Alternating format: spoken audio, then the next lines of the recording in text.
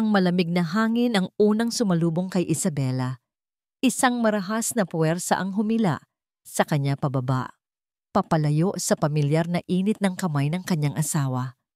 Papalayo sa matatag na lupang kanyang kinatatayuan, ilang segundo lang ang nakalipas. Ang kanyang katawan ay tila naging isang dahon na walang magawa, nilalaro ng hangin habang bumabagsak sa kadiliman. Ang huling alaala niya ay ang mga mata ni Miguel, ang mga matang minsan niyang sinamba, ang mga matang pinangakuan siya ng habambuhay na pag-ibig. Kaya ngayon ay puno ng isang malamig na kasiyahan na hindi niya kailanman nakita. Paano? Paanong ang gabing nagsimula sa isang panaginip ay nagtapos sa isang bangungot? Kanina lang. Ang hangin ng Tagaytay ay may dalang tamis. Mula sa kanilang mesa sa pinakapribadong sulok ng isang mamahaling restaurant, tanaw ni Isabela ang kumikinang na mga ilaw sa paligid ng lawa ng Taal. Ang liwanag ng kandila sa kanilang gitna ay nagsasayaw, nagbibigay ng ginintuang kulay sa gwapong mukha ng kanyang asawa, si Miguel de Leon. Happy anniversary, mahal ko. Bulong ni Isabela, ang kanyang puso ay umaapaw sa kaligayahan.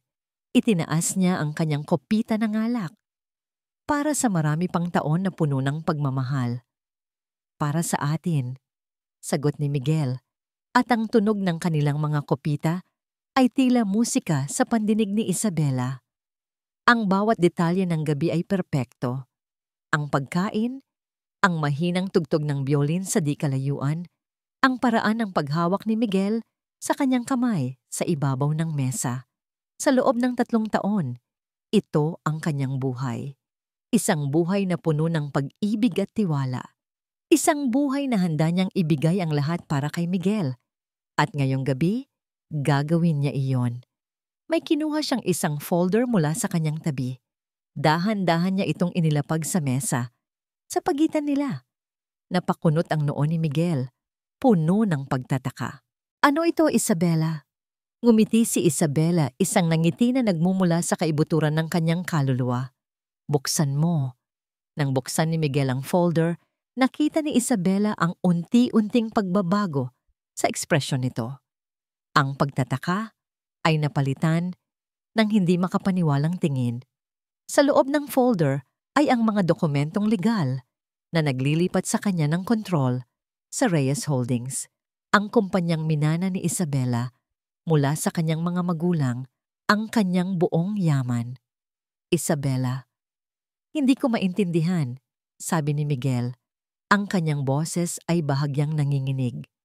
Mula nang mawala sina mama at papa, ako ang mag-isang nagpatakbo ng lahat. Paliwanag ni Isabela, ang kanyang kamay ay marahang dumapo sa ibabaw ng kamay ni Miguel. Pero ngayon, nandito ka na. Hindi na ako nag-iisa.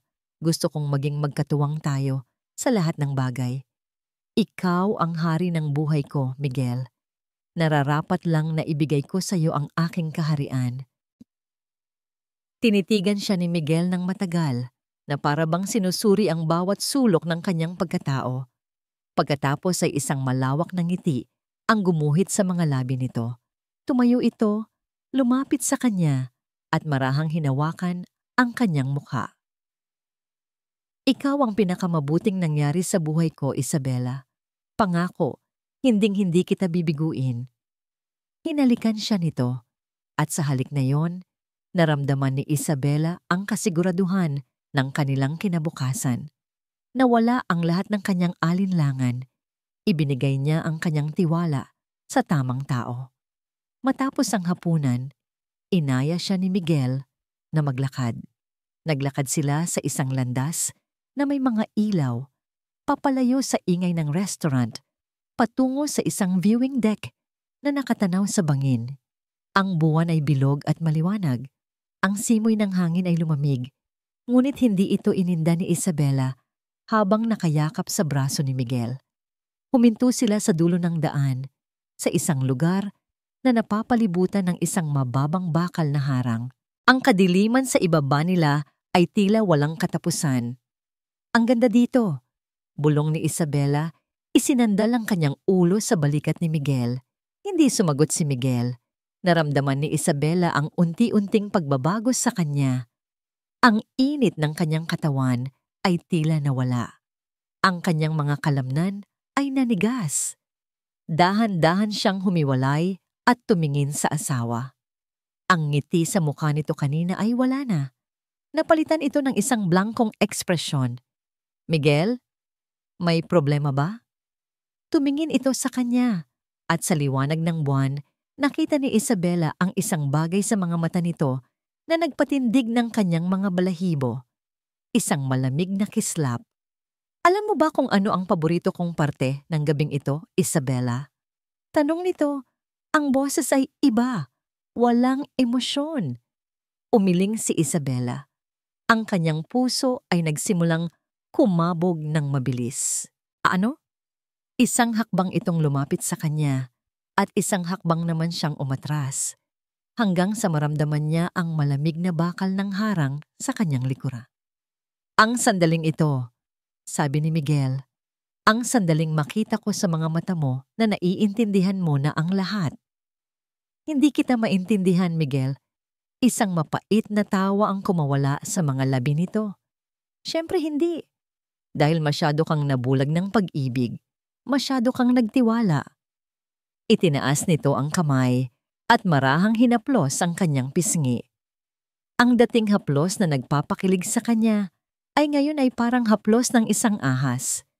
Hindi kita kailanman minahal, Isabela. Ang mga salita ay parang punyal na tumusok sa kanyang dibdib. Naramdaman niya ang pag-akyat ng yelo sa kanyang mga ugat. Hindi siya makahinga. Lahat ng ito, ang kasal, ang mga ngiti, ang mga halik, isang malaking palabas. At ikaw, mahal kong asawa, ang pinakamagaling na aktres na hindi alam na umaarte lang pala siya. Nanginginig ang mga labi ni Isabela. Bakit? Ang pera? Ang kumpanya? Oo, sagot nito ng walang pag-aalinlangan. Lahat ng dapat ay sa akin. At pagkatapos, nangyari ang lahat ng napakabilis. Ang mga kamay na marahang humaplos sa kanyang pisngi ay ang parehong mga kamay na ngayon ay buong lakas na tumulak sa kanyang dibdib. Nawalan siya ng balanse. Ang kanyang mga daliri ay walang nakapitan kundi ang hangin. Ang huling narinig niya ay ang tawa ni Miguel, isang tawa na puno ng tagumpay at kalupitan. Habang siya ay bumabagsak, isang imahe ang malinaw na nabuo sa kanyang isipan, ang mukha ni Miguel. Nakangiti habang pinapanood siyang mahulog sa kanyang kamatayan. Ang hangin ay sumisipol sa kanyang tainga, isang malungkot na paalam. At sa gitna ng nakabibinging katahimikan ng pagbagsak, isang tanong ang paulit-ulit na umaling-awngaw sa kanyang isipan. Isang tanong na walang sagot. Bakit? Ang dagat ay bihirang magbigay. Madalas, ito ay kumukuha. Ito ang aral na itinuro kay Mateo Santos ng karanasan. Kaya naman, nang umagang yon, habang kinukumpunin niya ang kanyang lambat sa ilalim ng kulay abong kalangitan, wala siyang inaasahan kundi ang karaniwang araw, ang alat ng hangin, ang pagod sa kanyang mga braso, at ang katahimikan na parehong kanyang kaibigan at kalaban. Tapos na ang bagyo na nagdaan kagabi. Ang natira na lang ay ang mga basag na sanga ng niyog at ang dagat na masungit pa rin. Ang mga alon ay galit na humahampas sa dalampasigan. Sa gitna ng mga inanod na damong dagat at basura, isang bukol ang nakaagaw ng kanyang pansin. Hindi niya ito pinansin sa una. Marahil ay isang troso lang. O isang malaking piraso ng basura mula sa mga resort sa kabilang bayan. Huwag kang makialam, Mateo. Gulo lang iyan. Pero may kakaiba sa hugis nito, isang anyong tao. Napabuntong hininga siya, ibinaba ang kanyang lambat. Ang pagnanais niyang mapag-isa ay laging natatalo ng konsensya na iniwan sa kanya ng kanyang mga magulang. Mabagal siyang naglakad palapit. Ang kanyang mga paa ay lumulubog sa basang buhangin. Habang papalapit, mas luminaw ang kanyang nakikita. isang babae. Nakasubsob ang mukha sa buhangin, ang kanyang mamahaling bestida ay punit-punit at puno ng putik. Ang kanyang mahabang buhok ay nakakalat na parang itim na seaweed. Lumuhod si Mateo sa tabi niya. Dalawang daliri ang idiniin sa kanyang leeg. Mahina, pero may pulso. Buhay pa siya. Nag-atubili siya. Pwede siyang tumawag ng tulong sa barangay. Pwede siyang umalis na lang at magkunwaring walang nakita. Mas madali ang buhay ng ganoon. Walang gulo. Pero nang marahan niyang isinantabi ang ilang hibla ng buhok mula sa mukha nito, nakita niya ang mga galos at sugat at ang pamumutla ng balat nito na parang papel. Isang awa ang biglang bumalot sa kanyang puso. Sa huli, ginawa niya ang alam niyang tama. Dahan-dahan niya itong binuhat. Magaan siya. Napakagaan. Habang naglalakad siya pabalik sa kanyang maliit na kubo, naramdaman niya ang bigat hindi ng katawan ng babae, kundi ng responsibilidad na biglang ipinataw sa kanya ng dagat. Sa loob ng kanyang bahay, maingat niya itong inihiga sa kanyang papag, ang kaisa-isang kama sa kubo. Kumuha siya ng malinis na tubig at basahan at sinimulang linisin ang kanyang mga sugat. Napansin niya ang kanyang mga kamay, malalambot, walang kalyo. Hindi ito isang babaeng sanay sa hirap. Ang kanyang damit, kahit sira-sira, ay yari sa telang hindi niya kayang bilhin. Sino siya? Paano siya napadpad dito? Mga tanong na walang sagot. Sa ngayon, ang mahalaga ay mabuhay siya. Lumipas ang 2 araw. Si Mateo ay nagpatuloy sa kanyang gawain sa umaga. Pero ang kanyang isip ay laging nasa babaeng natutulog sa kanyang papag. Binabantayan niya ang lagnat nito, pinapalitan ang basang tela sa noo nito at sinusubuan ito ng kaunting sabaw kahit hindi ito gumagalaw. Sa 3 araw, nagising siya sa isang mahinang tunog. Paglingon niya, nakita niyang gising na ang babae. Ang mga mata nito ay bukas, nakatitig sa kisame na gawa sa nipa. Mga matang puno ng pagkalito at takot. Dahan-dahan siyang lumapit. Ayaw itong magulat. Ayos ka lang? Mahinang tanong niya. Lumingon ito sa kanya at sa mga mata nito ay wala siyang nakitang pagkilala. Walang kahit ano. Isang blangkong pader. Sinubukan itong bumangon pero napadaing ito sa sakit. Nasaan ako? Ang kanyang boses ay paos, halos isang bulong. Nasa bahay ko, sa isang maliit na baryo sa Batangas, sagot ni Mateo. Nakita kita sa dalampasigan. Tumingin ito sa paligid, sa simpleng dingding na sawali, sa mga lambat na nakasabit sa isang sulok. Pagkatapos ay tumingin ito sa sarili nitong mga kamay, na para bang ngayon lang niya ito nakita. Isang butil ng luha ang pumatak mula sa kanyang mata. Sino ako? Natigilan si Mateo. Hindi sa tanong, kundi sa lalim ng kawalan sa boses nito. Hindi ito nagtatanong para sa isang pangalan. Nagtatanong ito na parang isang batang nawawala sa dilim. Wala siyang nakitang anumang pagkakakilanlan sa mga gamit nito. Walang bag, walang wallet. Hindi ko alam, malungkot niyang sagot. Umiling ito, mas maraming luha ang dumaloy. Wala akong maalala. Walang-wala. Umupo si Mateo sa isang maliit na bangko malapit sa papag. Hindi niya alam kung anong sasabihin. Sa halip, kumuha siya ng isang basong tubig. Uminom ka muna.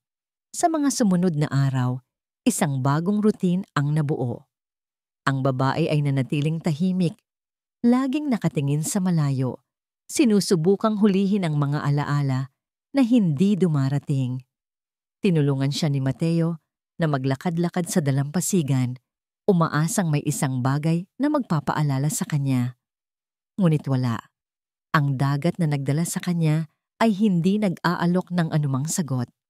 Isang hapon, habang naglalabas sila ng damit sa poso, bigla itong nagsalita. Kailangan ko ng pangalan. Tumingin si Mateo. Pangalan? Hindi pwedeng babae lang ang itawag mo sa akin habang buhay. Sabi nito, Isang bahagyang nangiti ang unang beses na nakita ni Mateo sa mga labi nito. Nag-isip si Mateo. Tumingin siya sa mukha nito. Sa kabila ng mga galos na naghihilom pa lang, mayroon itong angking liwanag. Clara, sabi niya, dahil ang iyong mga mata, kahit nalulungkot, ay malinaw. Malinaw na parang tubig sa umaga. Clara. Inulit nito ang pangalan sa kanyang bibig na para bang tinitikman nito. Clara, gusto ko yan. Mula noon, siya na si Clara. Dahan-dahan, natutunan niya ang mga simpleng gawain. Ang magsaing ng kanin, ang mag-ayos ng bahay, ang tumulong sa pagbilad ng isda. Ang mga kamay niyang dati ay malambot, ay nagsimulang magkaroon ng kalyo. At sa bawat araw na lumilipas, ang takot sa kanyang mga mata ay unti-unting napapalitan ng kapayapaan. Ngunit ang nakaraan ay hindi ganap na nawawala. Isang gabi, nagising si Mateo sa isang malakas na sigaw. Nagmamadali siyang pumasok sa silid. Nakita niya si Clara na nakaupo sa papag, nanginginig. Ang mukha ay basang-basa ng luha at pawis. Clara, anong nangyari? Isang bangungot. Humihikbing sagot nito. Madilim. Nahuhulog ako. At may isang lalaki. Ang kanyang mga mata. Galit na galit. Umupo si Mateo sa tabi niya. Hinayaan niya lang itong umiyak. Nang medyo kumalma na ito, nagsalita siya. Lahat tayo ay may mga multo, Clara. Tumingin siya sa bintana, sa madilim na dagat. Ang asawa ko, kinuha siya ng dagat. Isang bagyo, tulad ng nagdala sa iyo dito. Gabi-gabi, sa aking panaginip, naririnig ko siyang tumatawag sa akin, pero hindi ko siya maabot. Ito ang unang beses na nagkwento si Mateo tungkol sa kanyang sariling sakit. Tumingin sa kanya si Clara. Ngayon ay may pag-unawa sa kanyang mga mata. Sa gabing iyon, hindi na sila dalawang estranghero. Sila ay dalawang kaluluwang sinaktan ng tadhana na naghahanap ng lunas sa isa't isa.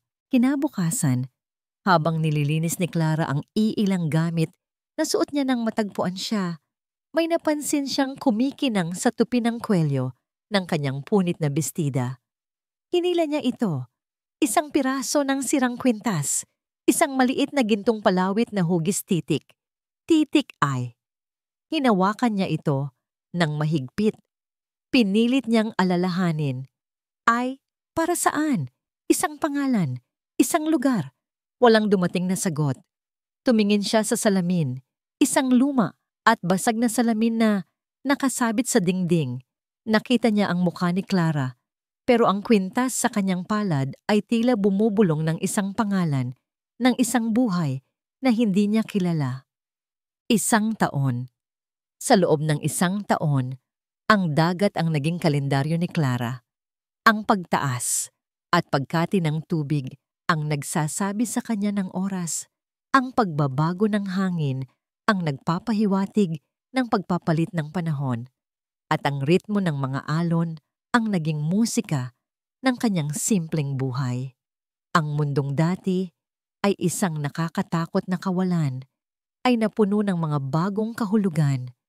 Ang amoy ng inihaw na isda sa umaga, ang init ng araw sa kanyang balat habang nagbibilad sila ng daing, ang magaspang na pakiramdam ng lambat sa kanyang mga kamay. At higit sa lahat, ang tahimik ngunit palaging naroon na presensya ni Mateo. Hindi sila madalas mag-usap tungkol sa malalalim na bagay, hindi kailangan. Ang kanilang pag-uusap ay nasa mga simpleng kilos, sa pag-abot niya ng kape sa umaga, sa pag-aayos niya ng kanyang mga gamit sa pangingisda, sa mga ngiti na ipinupukol nila sa isa't isa habang sabay na kumakain. Sa kanya, natagpuan ni Clara ang isang uri ng kapayapaan na hindi niya alam na posible. Handa ka na? Tanong ni Mateo mula sa labas ng kubo. Ngumiti si Clara habang inaayos ang kanyang buhok.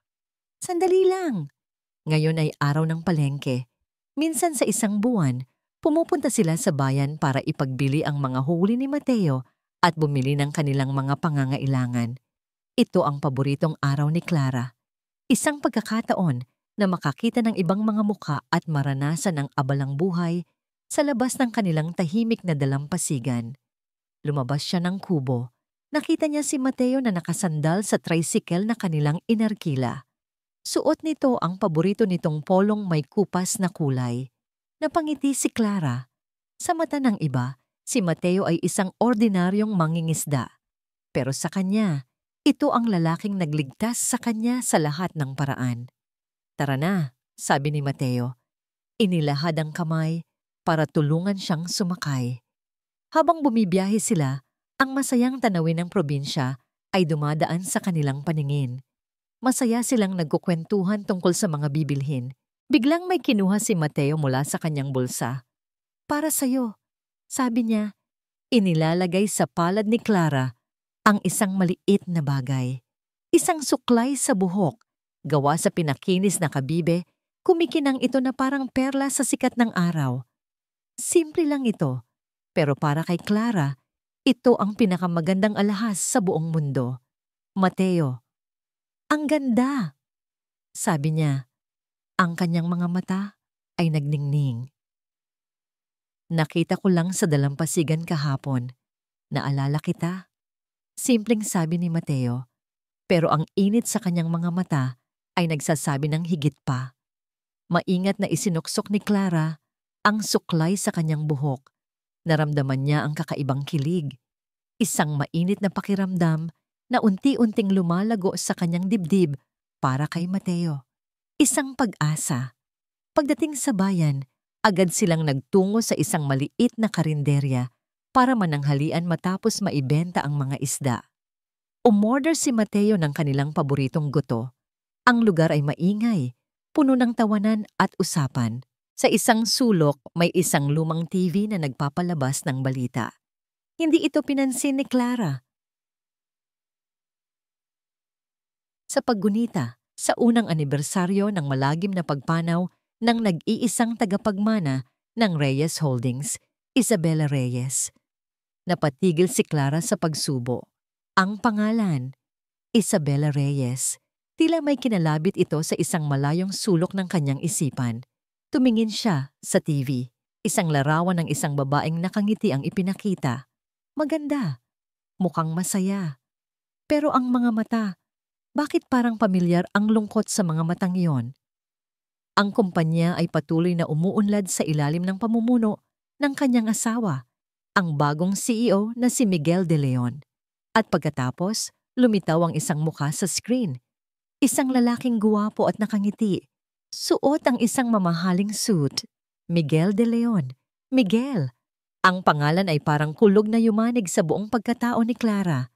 Ang kanyang paningin ay nanlabo. Ang ingay ng karinderya ay biglang nawala. Ang tanging naririnig niya ay ang mabilis na pagtibok ng kanyang puso. Mga imahe. Pira-pirasong alaala ang biglang bumaha sa kanyang isipan. Isang mamahaling restaurant. Liwanag ng kandila. Ang salitang mahal kita. Isang folder. Pagkatapos, ang mukha ni Miguel ay muling lumitaw sa TV. Sa tabi nito ay isang babaeng may matalim na tingin. Si Katrina Alcaraz, ang marketing director ng kumpanya. Magkatabi silang nakangiti, parang hari at reyna. At sa isang iglap, ang lahat ay bumalik. Ang lamig ng hangin sa Tagaytay, ang pakiramdam ng bakal na harang sa kanyang likod, ang pagbabago sa mukha ni Miguel, ang kanyang mga salita na parang lason. Hindi kita kailanman minahal, Isabela. Ang tulak, ang pagkahulog, ang nakakabinging sigaw na hindi niya nagawang ilabas. Clara, ayos ka lang? Namumutla ka. Ang boses ni Mateo ay tila nanggagaling sa malayo. Nabitawan ni Clara ang kanyang kutsara. Isang malakas na tunog ang ginawa nito sa sahig. Naramdaman niya ang pag-akyat ng asido mula sa kanyang sikmura. Tinakpan niya ang kanyang bibig at tumakbo palabas ng karinderya. Sa isang eskinita, hindi na niya napigilan. Namilipit siya habang isinusuka ang lahat ng kanyang kinain. Naramdaman niya ang kamay ni Mateo sa kanyang likod. Marahang hinahaplos ito. Anong nangyari? Clara, Magsalita ka. Pero hindi siya si Clara. Hindi na. Nang siya ay tumayo at humarap kay Mateo, ang babaeng nakita nito ay hindi na ang babaeng simple at mahinahon na kanyang nakilala. Ang blangkong canvas ng kanyang mga mata ay napuno na ng kulay ng sakit, ng puot, at ng isang nakakapasong galit. Dinala siya ni Mateo pabalik sa kubo. Hindi siya nagsalita sa buong biyahe.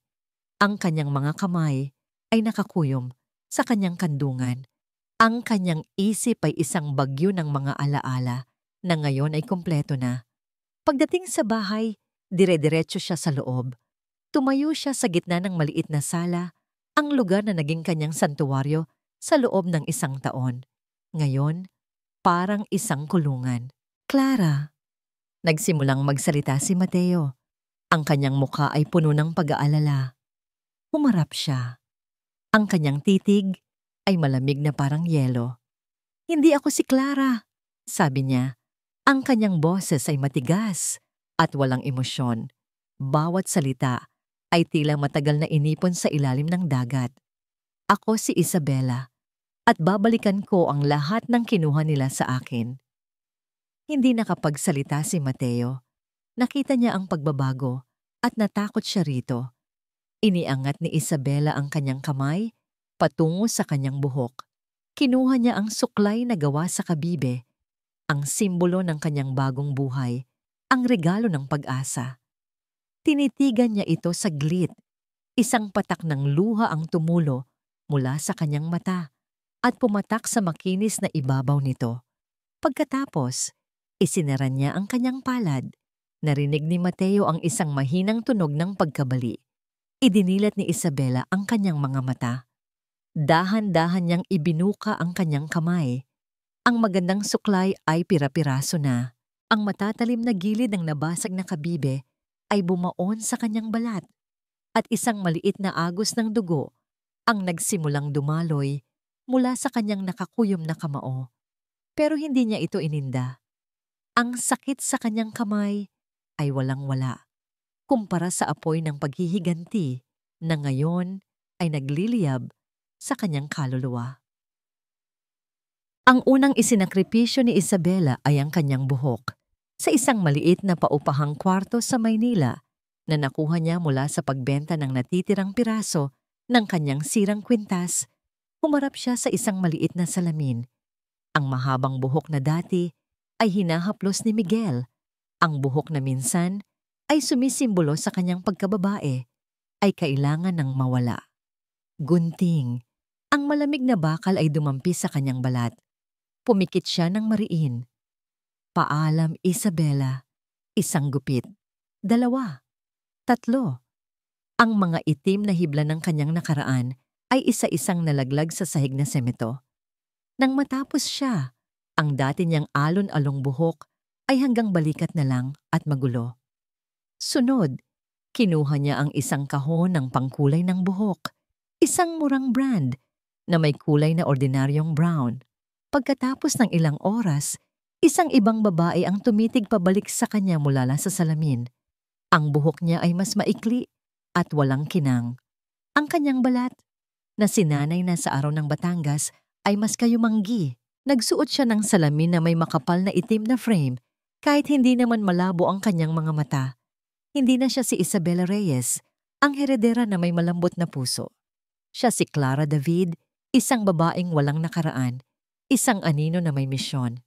Kinabukasan, suot ang isang simpleng blusa at itim na palda na nabili niya sa ukay-ukay. Pumasok si Clara David sa gusali ng Reyes Holdings, hindi bilang may-ari, kundi bilang isang aplikante para sa posisyon ng executive assistant sa isa sa mga departamento. Ang babaeng nag-interview sa kanya ay mukhang masungit, si Ma'am Tess, ang hepe ng HR. Tiningnan siya nito mula ulo hanggang paa na para bang sinusuri kung karapat-dapat ba siyang huminga ng parehong hangin sa loob ng gusaling yon. Clara David, basa ni Ma'am Tess sa kanyang peking resume. Walang gaanong karanasan sa isang malaking kumpanya. Opo, ma'am, sagot ni Clara. Ang kanyang boses ay kalmado at magalang, isang boses na paulit-ulit niyang pinraktis para hindi maging pamilyar. Pero masipag po ako at madaling matuto. Tinaasan siya ng kilay ni Ma'am Tess. Ang lahat ay nagsasabi niyan. Ano ang alam mo tungkol sa Reyes Holdings? Ito na ang pagkakataon niya. Alam ko po na ang pundasyon ng kumpanya ay ang integridad at inobasyon. Isang prinsipyo na itinatag ng yumaong si Mr. Ricardo Reyes. Alam ko rin po na ang pinakahuling proyekto ninyo, ang Project Sunrise, ay naglalayong palawakin ang inyong real estate division sa Visayas. Pero may kaunting issue sa logistics dahil sa bagong polisiya ng local government doon. Natigilan si Ma'am Tess. Ang kanyang masungit na ekspresyon ay napalitan ng pagtataka. Ang mga impormasyong yon ay hindi pa nailalabas sa publiko. Saan mo nakuha ang impormasyong yan? Ngumiti si Clara ng bahagya. Masusi po akong manaliksik, ma'am. Naniniwala po ako na ang paghahanda ay susi sa tagumpay. Napatango-tango si Ma'am Tess. Ngayon ay may bahid na ng respeto sa kanyang mga mata. Okay, Miss David. Tatawagan ka na lang namin. Alam ni Clara na nakuha niya ang trabaho. Paglabas niya sa opisina ng HR, dinala siya ng kanyang mga paa patungo sa lobby. Ang grandiyosong lobby na dati ay palaruan niya noong bata pa siya. Bawat sulok ay may alaala. Ang marmol na sahig kung saan siya nadulas minsan at tinulungan ng kanyang ama. Ang malaking painting sa dingding na siya mismo ang pumili. At ang portrait ng kanyang ama na nakasabit malapit sa elevator, nakangiti, na para bang ipinagmamalaki siya. Isang kirot ang biglang kumalat sa kanyang dibdib. Isang pangungulila. Naramdaman niya ang pag-init ng kanyang mga mata. Huwag ngayon, Isabela. Masyado pang maaga. Huminga siya ng malalim, itinulak ang mga alaala pababa, at ipinako ang kanyang tingin sa sahig. Ang mahalaga ay ang ngayon. Hold the elevator. Isang boses ang narinig niya. Isang boses na nagpatigil sa pag-ikot ng kanyang mundo. Ang boses na bumubulong sa kanyang mga bangungot. Pinindot niya ang open button. Ang kanyang puso ay dumadagundong sa kanyang dibdib. Pumasok si Miguel, abala sa kanyang cellphone. Sa likod nito ay si Katrina Alcaraz, ang ahas na nakangiti. Tumahimik ang mundo sa loob ng maliit na espasyo ng elevator. Si Clara ay nakatayo sa sulok, nakayuko, nagdarasal na sana'y hindi siya mapansin. Naamoy niya ang pamilyar na pabango ni Miguel, ang pabangong ibinigay niya noong kaarawan nito. Ang sakit. Good morning, sir. Ma'am, bati ng isang empleyado na kasabay nila. Morning, sagot ni Miguel. Hindi inaalis ang tingin sa cellphone. Pero si Katrina, tinitigan siya. Ang mga mata nito ay matalas, mapanuri. Naramdaman ni Clara ang titig nito na parang mga karayom. Biglang nagsalita si Miguel. Hindi tumitingin. Sino ang kausap ni Tess kanina? May bago ba tayong empleyado? Isang aplikante pa lang, Miguel, sagot ni Katrina. Ibinaba ni Miguel ang kanyang cellphone at tumingin sa salamin ng elevator. Doon, nagtama ang kanilang mga mata. 1 segundo, 2. Para kay Clara, iyon ay isang kawalang hanggan. Nakita niya ang sarili niyang refleksyon, isang estranghero. At nakita niya si Miguel, ang hari ng kanyang dating kaharian, na nakakunot ang noo. Teka, sabi ni Miguel. Lumingon ito ngayon ng direkta sa kanya. Pamilyar ang boses mo. Nagkita na ba tayo? Nanigas ang buong katawan ni Clara. Ito na. Huli na ba siya agad? Kalma. Isa kang estranghero. Itinaas niya ang kanyang tingin. Nagkunwaring nagulat at medyo nahihiya. Po? Hindi po, sir. Baka po kahawig ko lang po ang boses ng kung sino. Tinitigan pa rin siya ni Miguel. Isang kislap ng pagdududa sa mga mata nito. Pero bago pa ito makapagsalita muli, bumukas ang pinto ng elevator sa kanilang palapag. Excuse me po, sabi ni Clara. Mabilis na lumabas at naglakad palayo ng hindi lumilingon. Nang makalayo na siya, sumandal siya sa dingding ng isang pasilyo. Ang kanyang mga tuhod ay nanginginig. Napakuyom ang kanyang mga kamay sa loob ng kanyang bag. Ang galit. Ang sariwang galit ay bumalik na parang alon. Gusto niyang sumigaw. Gusto niyang bumalik doon at sampalin ang pagmumukha ni Miguel. Pero hindi pa oras. Kinahapunan, tumunog ang kanyang cellphone. Isang hindi rehistradong numero. "Hello, Miss Clara David?" Boses ni Ma'am Tess. "Congratulations! You're hired. Pwede ka nang magsimula bukas." Pagkababa niya ng telepono, lumabas si Clara ng gusali. Tumayo siya sa kabilang kalsada at tiningala ang tore ng Reyes Holdings, ang kanyang tahanan, ang kanyang pamana. Ang gusaling simbolo ng lahat ng ninakaw sa kanya. Isang malamig na ngiti ang gumuhit sa kanyang mga labi. Ang takot na naramdaman niya kanina sa elevator ay wala na. Napalitan na ito ng isang bakal na determinasyon. "Nandito na ako, Miguel!" Bulong niya sa hangin. "At sisirain kita." Sa loob ng penthouse office, ibinaba ni Miguel ang telepono. "Sino ang kausap mo?" Tanong ni Katrina habang naglalagay ng lipstick. "Si Tess." Sagot ni Miguel. Nakakunot pa rin ang noo habang nakatingin sa labas ng bintana. "Pinapakuha ko ang profile ng babae kanina sa elevator. Si Clara David. May kung anong hindi tama sa kanya. Ang bangungot ay laging nagsisimula." Sa katahimikan, isang nakabibinging katahimikan habang siya ay nakatayo sa dulo ng isang bangin. Pagkatapos ay ang hangin, isang malamig na hangin tila may dalang bulong. At sa ibaba, sa kadiliman, dalawang mata ang laging nakatitig sa kanya. Mga mata ni Isabela, hindi ito mga matang galit. Hindi rin ito mga matang nanunumbat. Ang mas masahol pa roon, ito ay mga matang puno ng walang katapusang lungkot.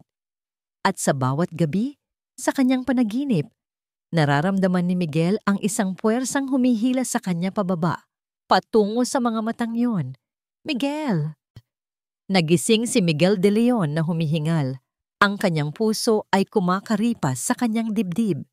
Ang malambot na Egyptian cotton sheets ng kanyang kama ay basa ng pawis. Lumingon siya. Si Katrina ay mahimbing na natutulog sa kanyang tabi. Walang kamalay-malay sa mga demonyong gumigising sa kanya gabi-gabi. Bumangon siya at nagtungo sa malaking bintana ng kanyang penthouse. Sa ibaba, ang mga ilaw ng Makati ay kumikinang na parang isang karagatan ng mga bituin. Ito na ang kanyang kaharian.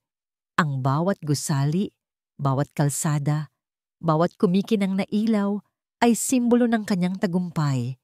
Nakuha na niya ang lahat ng gusto niya, ang yaman, ang kapangyarihan, ang pagrespeto na ipinagkait sa kanyang ama. Pero bakit gabi-gabi, binabalikan siya ng mga matang yon? Ipinilig niya ang kanyang ulo, pilit iwinawaksi ang alaala. Patay na si Isabela. 1 taon ng patay. Aksidente. Iyon ang opisyal na kwento. Isang kalunos-lunos na trahedya. Walang nakakaalam ng katotohanan maliban sa kanya at kay Katrina. Tapos na ang lahat. Pero ang pagdating ng babaeng yon, si Clara David, ay nagdulot ng isang bagong uri ng pagkabalisa. Pinag-aralan niya ang file nito kagabi. Simpleng-simple. Galing sa probinsya. Walang anumang kahina-hinala. Pero mayroon sa kanyang kilos, sa kanyang boses na bumabagabag sa kanya. Kinaumagahan, sa isang pulong ng board, ipinakita ni Miguel ang kanyang husay. Matatalas ang kanyang mga salita. Matibay ang kanyang mga desisyon. Siya ang CEO. Siya ang hari. At iyon ang dahilan kung bakit kailangan nating makuha ang kontrata sa Cebu. Pagtatapos ng isa sa mga department head. Pero mas malaki ang alok ng kumpanya ni Tan. Paano natin sila tatalunin? Nagkaroon ng katahimikan sa silid. Lahat ay nag-iisip ng solusyon. Biglang may nagsalita mula sa gilid ng mahabang mesa. Isang mahinang boses, ngunit malinaw. "Paumanhin po, sir. sabi ni Clara David, na naroon para kumuha ng minutes ng meeting. Nakayuko ito, na parang nahihiya. Pero kung babalikan po natin ang orihinal na plano ng yumaong si Mr. Reyes, ang proyekto sa Cebu ay hindi lang po tungkol sa kita. Lahat ng mata ay napunta sa kanya. Tinaasan siya ng kilay ni Miguel. Anong ibig mong sabihin, Miss David? Ang plano po ay magtayo rin ng isang community center at isang maliit na parke para sa mga residente doon bilang bahagi ng corporate social responsibility ng Reyes Holdings. Hindi po ito isinama sa kasalukuyang proposal para makatipid. Paliwanag ni Clara, hindi tumitingin ng direkta kay Miguel. Maaring mas malaki ang alok ni Mr. Tan sa pera. Pero kung ipapakita natin sa local government na ang ating proyekto ay may puso at may pakinabang sa kanilang komunidad, baka po iyon ang maging bentahe natin. Isang sandali ng pagkamangha ang bumalot sa silid. Ang ideyang iyon, ang ideya ng kanyang biyenan, ay matagal nang nakalimutan. Ibinaon sa ilalim ng mga bagong patakaran ni Miguel na nakatuon sa tubo. Napatingin si Miguel kay Clara. Paano nalaman ng isang bagong assistant ang tungkol sa lumang planong iyon? Nakatago iyon sa archives. Tiningnan niya ito ng maigi. Sinusubukang humanap ng kahit anong senyales. Pero si Clara ay nanatiling nakayuko. Ang kanyang muka ay kalmado. Masyadong kalmado. Kinahapunan, ang pagkabalisa ni Miguel ay naging galit. Isang mahalagang email na naglalaman ng paunang bid para sa isang maliit na proyekto sa Laguna, isang proyektong nasa ilalim ng pangangasiwa ni Katrina, ay aksidenteng naiwan sa pampublikong printer. Isang empleyado mula sa ibang departamento ang nakakita nito. Sa loob ng isang oras, ang impormasyon ay nakarating na sa kanilang kalaban. Tumaas ang bid ng kalaban. Natalo ang Reyes Holdings. Ano ito, Katrina? Sigaw ni Miguel. Ibinato ang folder sa kanyang mesa. Nasa loob sila ng kanyang opisina. Sarado ang pinto. Hindi ko alam, Miguel. Nag-iingat ako. Depensa ni Katrina. Hindi sapat ang pag-iingat mo. Dahil sa kapabayaan mo, mukha tayong mga baguhan. Ang isang simpleng proyekto, hindi mo pa nakuha. Huwag mong isisi lahat sa akin. Baka isa sa mga tauhan mo ang nagkamali. Ganti ni Katrina, ang kanyang mga mata ay nag-aapoy. Ako ang CEO ng kumpanyang ito. Responsibilidad mong siguruhin na ang iyong departamento ay maayos. O baka naman masyado ka ng kampante dahil kapatid kita. Ang mga salita ni Miguel ay mababa at puno ng pagbabanta. Natigilan si Katrina. Ang pagbanggit sa kanilang relasyon ay isang pambihirang pangyayari sa loob ng opisina. Ito ang unang beses na ginamit ito ni Miguel laban sa kanya. Isang lamat, isang maliit na bitak ang nabuo sa kanilang samahan. Hindi na mauulit, sabi ni Katrina. Ang kanyang boses ay mas mahina na. Nilunok ang kanyang galit. Lumabas siya ng opisina nang walang paalam. Naiwan si Miguel na mag-isa. Ang kanyang isip ay gulong-gulo. Ang pagkabigo sa proyekto. Ang kilos ni Clara sa pulong. Ang pamilyar nitong boses. Tila lahat ay konektado. Pinindot niya ang intercom. Papuntahin mo dito si Miss David, ngayon din. Ilang sandali lang. Pumasok si Clara sa kanyang opisina. Dala-dala nito ang isang maliit na notepad, handa para sa anumang utos. Isara mo ang pinto, utos ni Miguel. Ginawa ni Clara. Tumayo ito sa harap ng kanyang mesa, tahimik at naghihintay.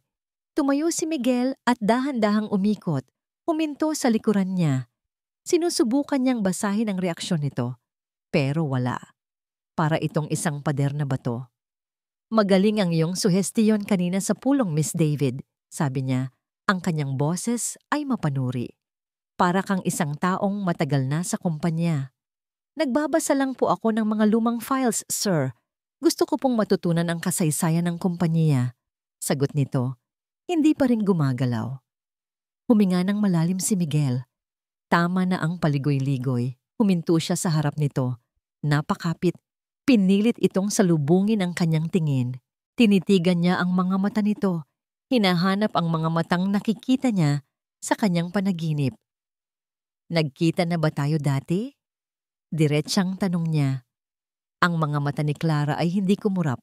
Walang takot. Walang gulat. Tumingin ito sa kanya na may halong propesyonal na paggalang.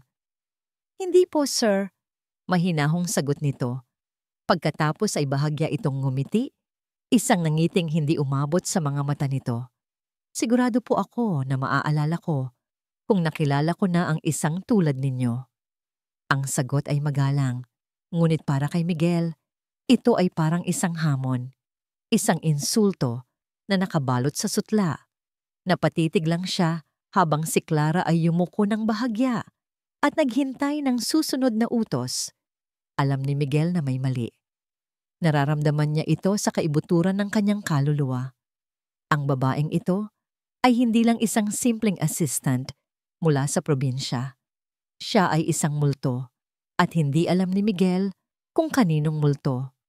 Hindi sapat ang mga maliliit na sabotahe. Ito ang katotohanang napagtanto ni Clara habang nakaupo siya sa kanyang maliit na apartment, ilang gabi matapos ang komprontasyon nila ni Miguel. Ang pagtagas ng impormasyon, ang pagpapahiya kay Katrina. Lahat ng yon ay parang paghagis lang ng maliliit na bato sa isang matibay na pader. Nag-iwan ito ng mga gasgas, oo, pero hindi nito nagawang gibain ang pundasyon ng kapangyarihan ni Miguel. Kailangan niya ng mas malaki. Isang bagay na yayanig sa mismong pundasyon na yon. Isang kahinaan. At alam niya na ang mga kahinaan ng isang tao ay madalas na nakatago sa nakaraan nito. Kailangan niyang balikan ang nakaraan ng kanyang ama. Kailangan niyang alamin kung paano naging parte ng kanilang buhay si Miguel de Leon. Kinagabihan, nang ang buong gusali ng Reyes Holdings ay tahimik na at ang tanging maririnig na lang ay ang ugong ng aircon, nagpaiwan si Clara. Sa ilalim ng pagkukunwaring kailangan niyang tapusin ang ilang papeles, hinintay niya ang pag-alis ng huling gwardiya sa kanyang palapag. Nang sigurado ng walang tao, tumayo siya. Ang kanyang puso ay kumakabog, hindi sa takot, kundi sa antisipasyon. Mula sa isang sikretong bulsa sa kanyang bag, kinuha niya ang isang luma at medyo kinakalawang na susi. Ang susi sa pribadong archive ng kanyang ama. Isang lugar na tanging siya, si Isabela, ang nakakaalam kung paano buksan nang hindi gumagamit ng alarm. Ang archive ay nasa dulo ng isang madilim na pasilyo sa basement. Amoy ng lumang papel at alikabok ang sumalubong sa kanya. Pagbukas niya ng ilaw, bumungad sa kanya ang mga hilera ng matataas na istanteng puno ng mga kahon at folder.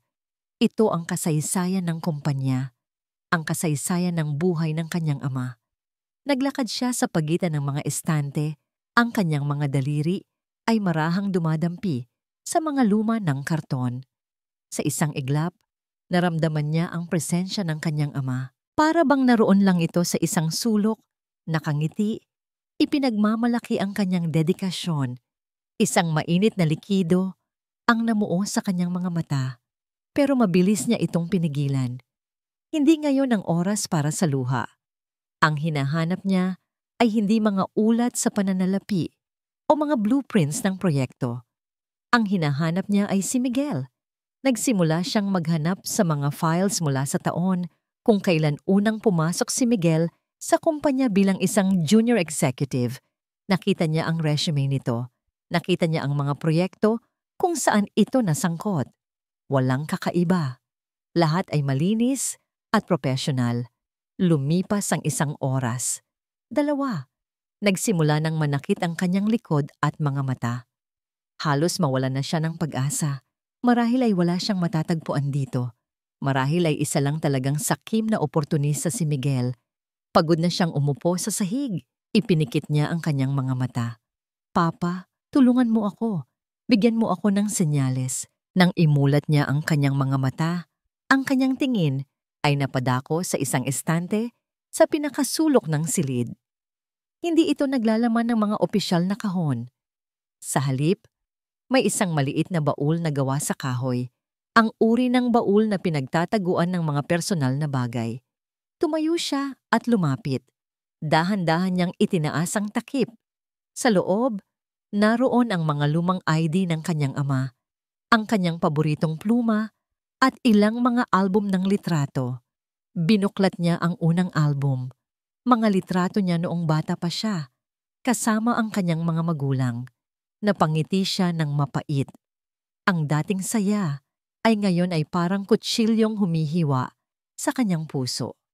Sa ikalawang album, naroon ang mga litrato ng mga empleyado noong unang mga taon ng kumpanya.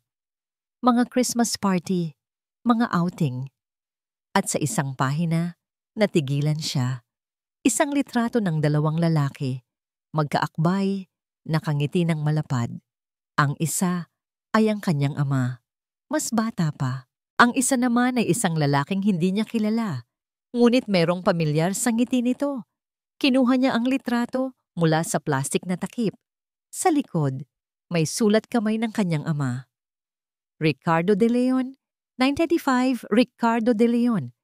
Ang pangalan ay umalingaw-ngaw sa kanyang isipan. De Leon. Parang kidlat na tumama sa kanya ang lahat.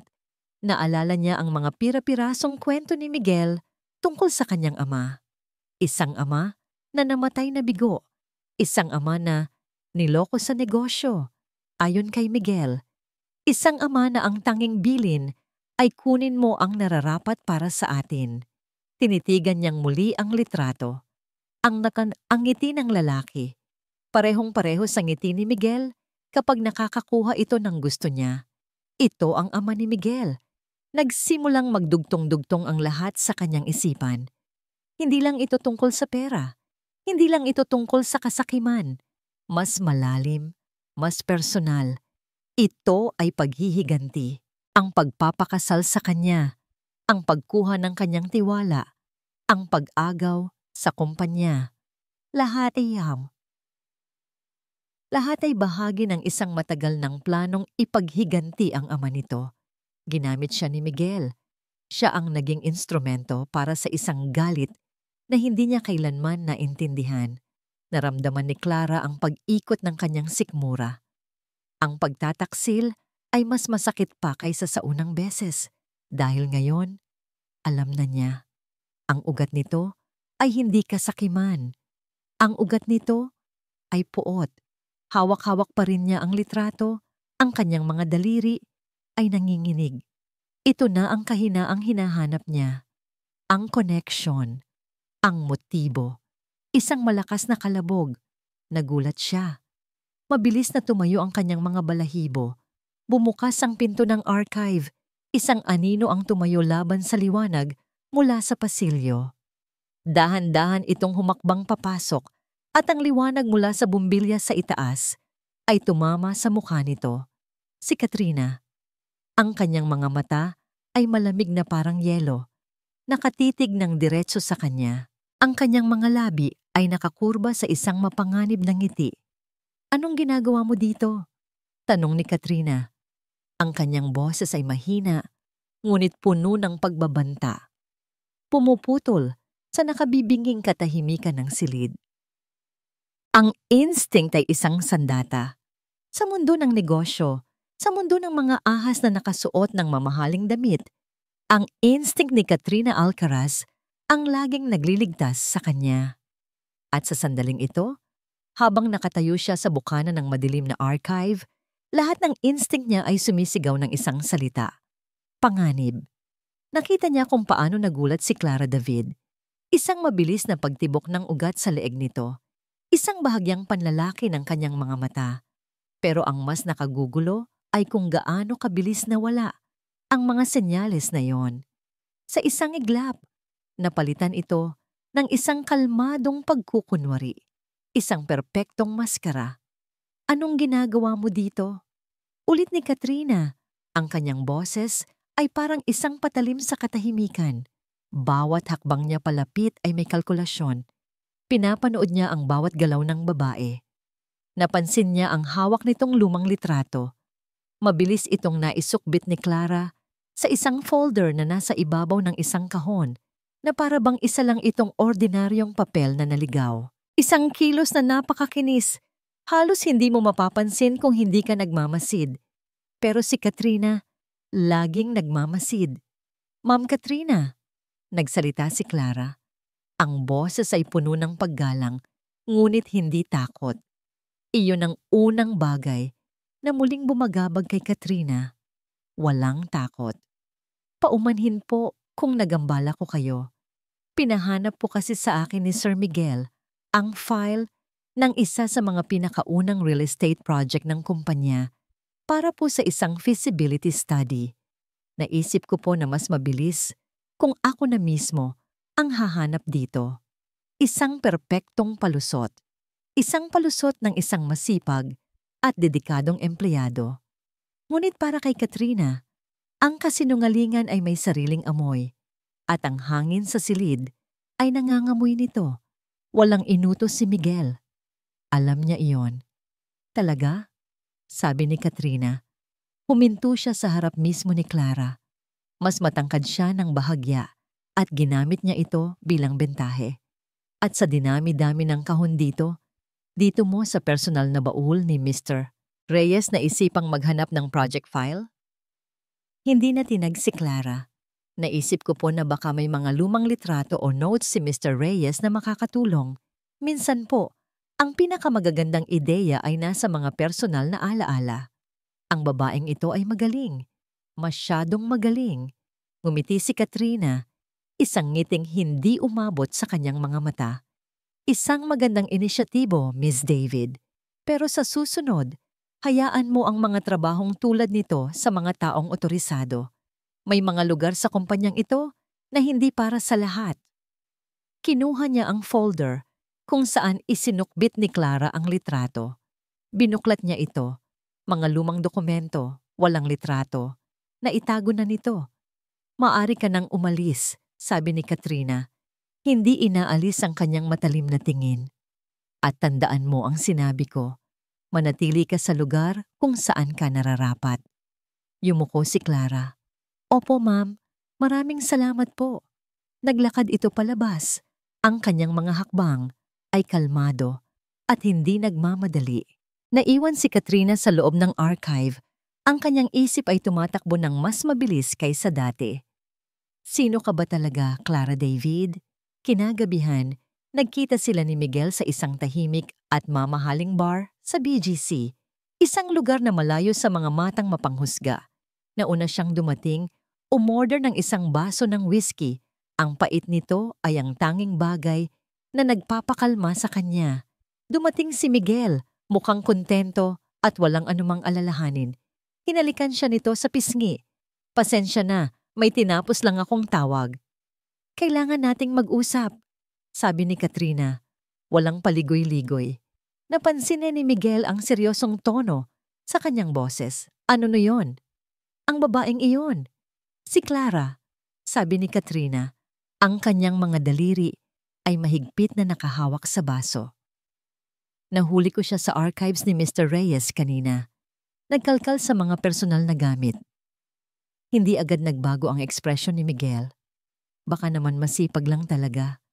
Gustong magpakitang gilas. Hindi, Miguel. Iba ito. Giit ni Katrina. Ang kanyang boses ay bumaba. May mali sa kanya. Ang kanyang mga kilos, ang kanyang mga sagot, masyadong perpekto, masyadong pinag-isipan, at ang paraan ng pagtingin niya sa'yo, parang may galit. Tumingin si Miguel sa kanya. Ngayon ay may bahid na ng interes. Galit? Hindi ko maipaliwanag, sabi ni Katrina. Napabuntong hininga. Pero ang instinct ko, hindi pa ito pumalya. Mula nang dumating siya, nagsimula ang mga maliliit na problema. At ngayon, naghahanap siya sa nakaraan. Tumingin siya ng diretso sa mga mata ni Miguel. Ang kanyang mukha ay puno ng isang damdamin na bihirang makita ng iba. Pag-aalala. Kuya, sabi niya. Ang salita ay halos isang bulong. Isang salitang para lamang sa kanilang dalawa. Masyado na siyang mapanganib. Ang salitang kuya ang nagpabago sa lahat. Nawala ang pagiging CEO ni Miguel. Nawala ang pagiging magkasintahan nila sa mata ng publiko. Ang natira ay ang kapatid, ang nakatatandang kapatid na lalaki. Huminga ng malalim si Miguel. Inabot nito ang kanyang kamay sa ibabaw ng mesa. "Huwag kang mag-alala, kapatid ko," sabi nito. Ang kanyang boses ay mas malumanay na ngayon, ngunit may bigat. "Kontrolado ko ang lahat. Isang hamak na assistant lang siya. Anong mo magagawa niya?" Hindi siya isang hamak na assistant lang. Pagpupumilit ni Katrina. Paano kung may alam siya? Paano kung may connection siya sa nakaraan? "Ang nakaraan ay nakabaon na," sabi ni Miguel. "At sinigurado nating mananatili itong nakabaon. Ginagawa natin ito para kay Papa. Hindi tayo pwedeng matinag ng isang simpleng empleyado." Tumango si Katrina, ngunit hindi siya kumbinsido. Ang tiwala ni Miguel sa sarili ay minsan ang kanyang pinakamalaking kahinaan. Uminom sila ng tahimik. Ang usapan ay tapos na, ngunit ang tensyon ay nanatili.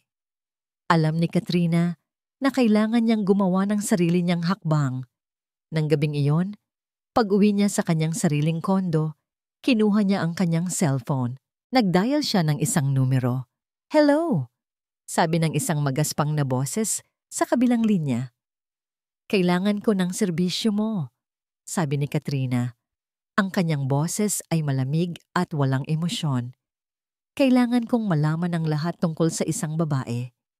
Pangalan niya ay Clara David. Bawat detalye, bawat sikreto.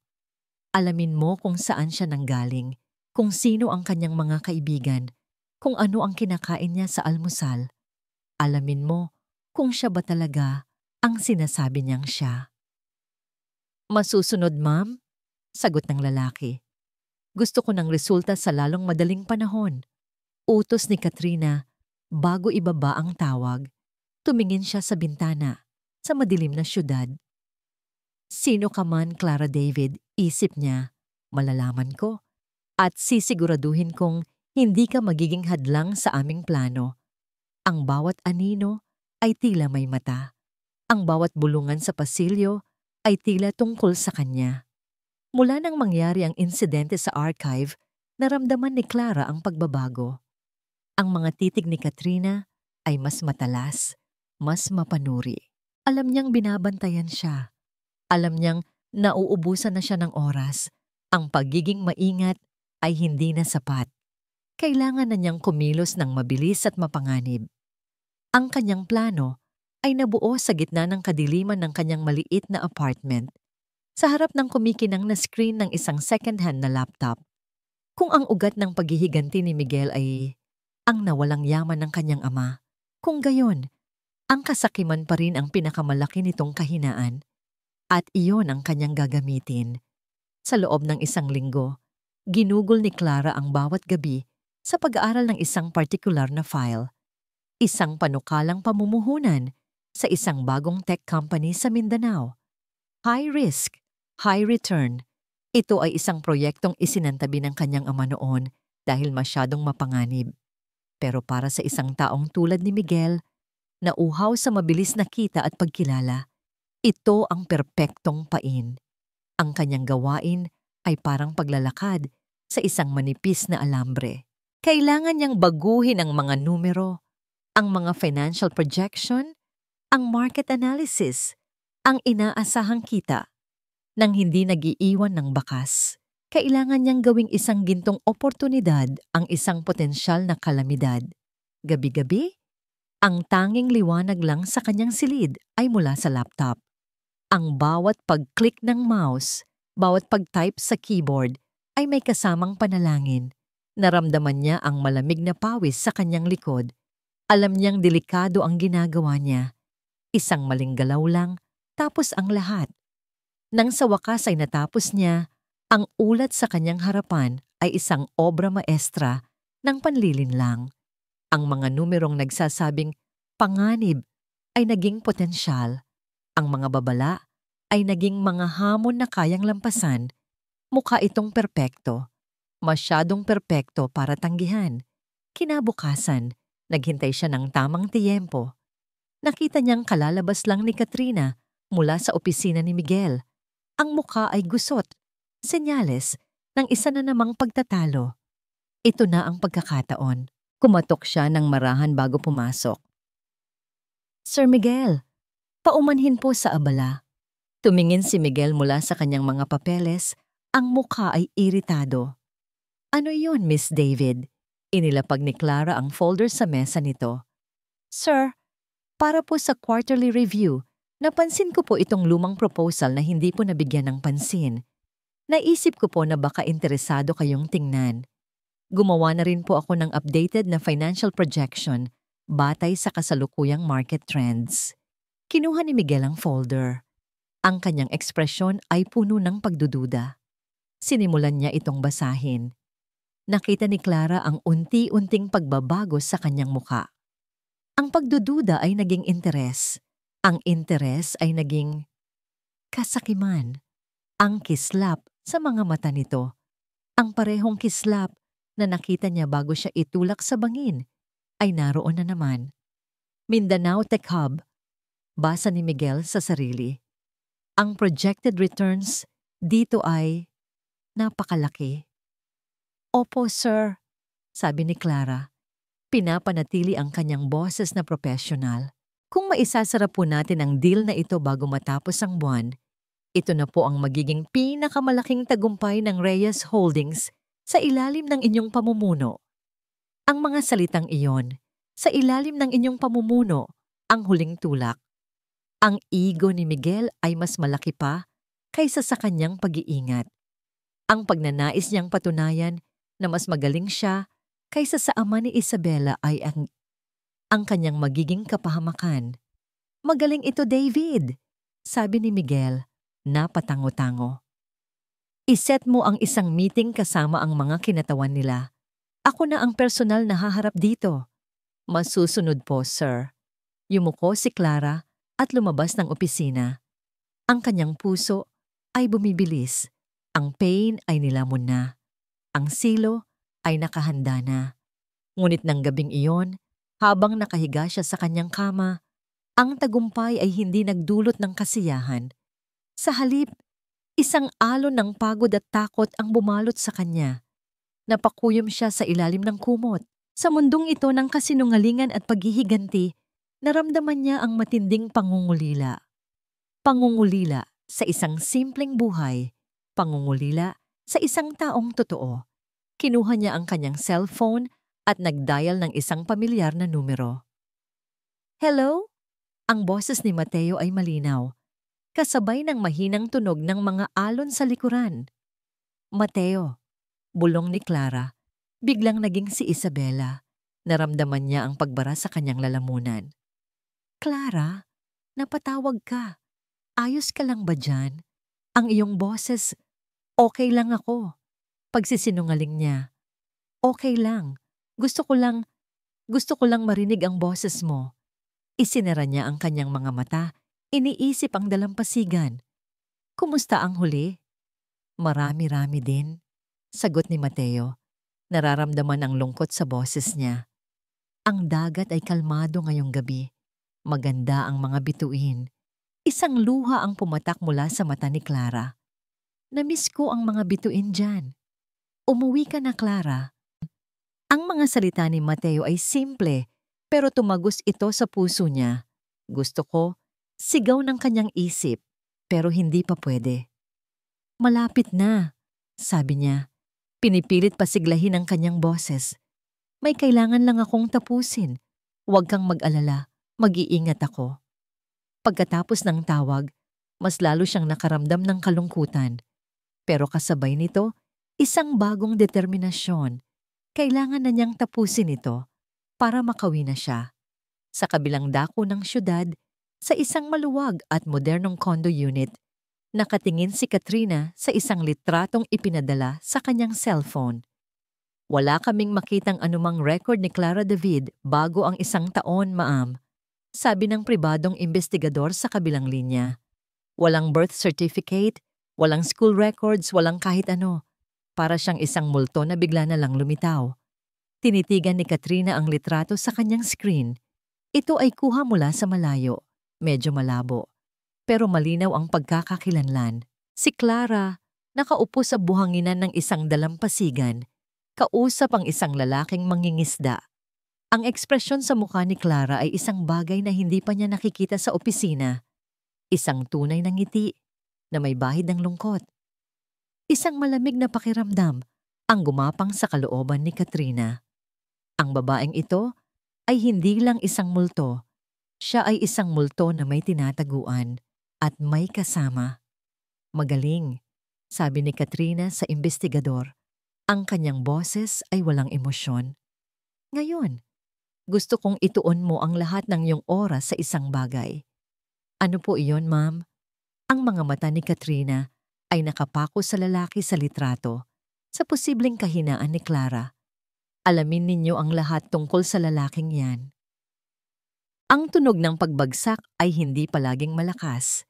Minsan, ito ay kasing tahimik ng pag-click ng isang mouse o ng pag-print ng isang report sa kabilang kwarto. Ano? Ang sigaw ni Miguel de Leon ay hanig sa makakapal na salamin ng kanyang penthouse office. Hawak niya ang telepono. Ang kanyang muka ay namumula sa galit. Sa kanyang harapan, ang mga numero sa computer screen ay kumikinang na pula. Pula na parang dugo. Imposible! Ang sabi ninyo sigurado ang kita. Patuloy niyang sigaw sa kausap sa telepono. Anong ibig niyong sabihin na nag-pull out ang mga investor? Anong ibig sabihin na peke ang kanilang teknolohiya? Pero huli na ang lahat. Ang high-risk, high-return na investment sa Mindanao Tech Company, ang proyektong magiging korona ng kanyang pamumuno, ay sumabog na parang isang bomba. Ang pera ng Reyes Holdings, milyon-milyon, ay nawala na parang bula. Ibinagsak niya ang telepono sa lalagyan nito. Napasabunot siya sa kanyang buhok. Ang kanyang perpektong ayos ay nagulo na. Paano nangyari ito? Ang mga numero ay perpekto. Ang mga ulat ay kapani-paniwala. Pinag-aralan niya ito ng paulit-ulit. Siya mismo ang nagsara ng deal. Paanong, Miguel? Pumasok si Katrina sa opisina. Hindi ito nagabala pang kumatok. Ang kanyang mukha ay kalmado, ngunit ang kanyang mga mata ay nagliliyab. May dala siyang isang manipis na folder. Walang salita, inilapag niya ito sa mesa ni Miguel. Ano na naman ito, Katrina? Wala akong panahon para sa... Tingnan mo, putol ni Katrina. Ang kanyang boses ay malamig at matigas. Binuksan ni Miguel ang folder. Sa loob, may 2 litrato. Ang isa ay ang opisyal na larawan ni Isabela Reyes mula sa files ng kumpanya. Nakangiti, mahinhin, puno ng buhay. Ang isa naman ay isang larawan ni Clara David, kuha mula sa kanyang 2x2 ID picture, nakasalamin. Simple, walang emosyon. Sa ilalim ng mga ito ay isang technical report mula sa isang digital forensics expert. Subject: Facial Recognition and Reconstruction Analysis gamit ang advanced software para alisin ang mga salamin, baguhin ang ayos ng buhok, at isaalang-alang ang natural na pagbabago. Sa kutis ng balat dulot ng sun exposure, ang comparative analysis sa pagitan ni Isabela Reyes at Clara David ay nagpakita ng 98.7% probability match. 98.7%, binitawan ni Miguel ang folder. Ang mga papel ay nagkalat sa sahig. Ang kanyang paghinga ay naging mababaw. Tumingin siya sa litrato ni Clara, pagkatapos ay sa litrato ni Isabela. Ang mga mata. Kahit sa likod ng salamin, paanong hindi niya nakita? Ang mga matang yon. Ang mga matang bumabagabag sa kanya gabi-gabi. Buhay siya. Ang 3 salita ay parang isang martilyong pumukpok sa kanyang isipan. Buhay siya. At nasa loob siya ng kanyang kumpanya. Nasa ilalim ng kanyang ilong, ang investment, ang mga numero, ang aksidente sa printer. Lahat. Lahat ay malinaw na ngayon. Siya, bulong ni Miguel, ang kanyang boses ay puno ng hindi makapaniwalang galit. Siya ang may gawa ng lahat ng ito. Isang tawa ang kumawala sa mga labi ni Miguel. Hindi ito tawa ng kasiyahan, kundi tawa ng isang taong nasa bingit ng kabaluan. Ang babaeng yon, ang akala kong mahinang kordero, isa palang ahas. Isang ahas na tayo mismo ang nagpapasok sa ating hardin, malamig na sabi ni Katrina. Pero ngayon, tapos na ang laro niya. Pinindot ni Miguel ang intercom. Ang kanyang kamay ay nanginginig sa galit. Tawagin ang lahat ng department heads. Magpatawag ka ng emergency meeting sa main conference room. Ngayon din. At sabihin mo kay Miss Clara David na kailangan ko siya doon. Ang main conference room ay puno ng tensyon. Ang mga department head ay nagbubulungan, hindi alam kung ano ang dahilan ng biglaang pulong. Dumating si Clara. Dala ang kanyang notepad, handang-handa na gampanan ang kanyang tungkulin. Walang bakas ng anumang kaba sa kanyang mukha. Nang pumasok si Miguel at Katrina, tumahimik ang lahat. Tumayo si Miguel sa unahan. Salamat sa inyong pagdalo. Simula niya, ang kanyang boses ay mapanganib na kalmado. May isang mahalagang bagay lang akong gustong linawin, isang issue ng katapatan. Naglakad siya papunta sa malaking screen sa likuran niya. Isang click mula sa remote at lumitaw ang dalawang litrato, si Isabela at si Clara. Lahat ng nasa silid ay napatingin kay Clara. Naramdaman ni Clara ang pag-init ng kanyang mukha, pero hindi niya ito ipinahalata. Ito na, ang oras ng pagtutuos. Sa loob ng ilang buwan, patuloy ni Miguel, ang kanyang mga mata ay nakapako kay Clara. May isang espiya sa ating kumpanya, isang taong nagkunwari, nagnakaw ng impormasyon, at sinadya ang pagbagsak ng ating pinakabagong investment. Naglakad siya palapit kay Clara. Bawat hakbang ay mabigat. Isang taong akala natin ay isang simpleng empleyado. Isang taong akala natin ay mapagkakatiwalaan.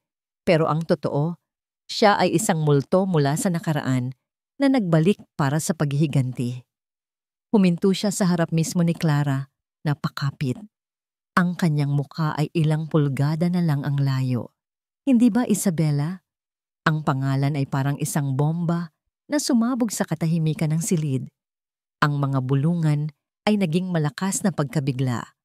Itinaas ni Clara ang kanyang baba. Sinalubong ang nag-aapoy na titig ni Miguel. Wala nang dahilan para magtago. Oo, sabi niya. Ang kanyang boses ay malinaw at matatag. Ako nga. Isang ngiti ng tagumpay ang gumuhit sa mga labi ni Miguel. Salamat sa iyong pag-amin. Lumingon siya sa lahat.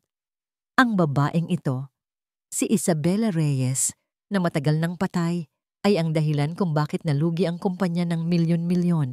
Siya ang traidor. Ikaw ang traidor. Sigaw ni Clara, hindi na napigilan ng sarili. Ikaw ang nagtaksil. Ikaw ang halos pumatay sa akin. Walang maniniwala sa'yo. Sabi ni Miguel, isa kang multo na walang ebidensya. Pero ang ginawa mo sa kumpanya, iyan kitang-kita ng lahat. Tumingin siya sa security. Security, ilabas ninyo ang babaeng yan. Habang hinihila siya ng mga gwardya, lumingon si Clara kay Miguel. Ang kanyang mga mata ay puno ng galit at pagkatalo.